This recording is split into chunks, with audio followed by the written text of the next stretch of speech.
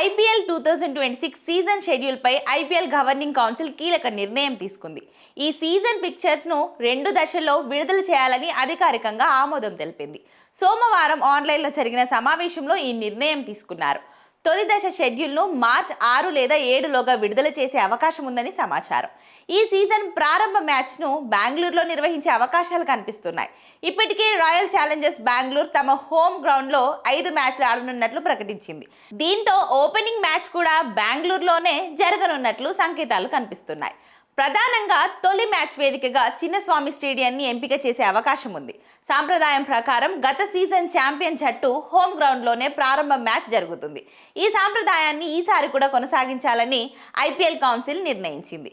Karnataka cricket సంఘం కార్యదర్శి సంతోష్ మీనన్ కూడా బెంగళూరు స్టేడియంలోనే ప్లే ఆఫ్ మ్యాచ్తో పాటు ఫైనల్ కూడా నిర్వహించనున్నట్లు ధృవీకరించారు.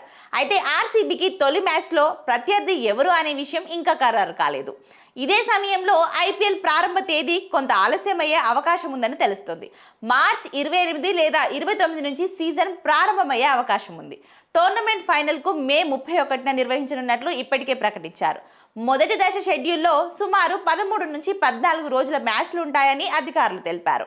ఎన్నికల షెడ్యూల్ వచ్చిన తర్వాత రెండో దశ పిక్చర్ విడుదల చేస్తారు.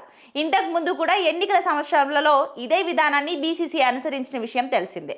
ఈసారి కూడా అదే మార్గంలో ముందుకు వెళ్లాలని నిర్ణయించింది.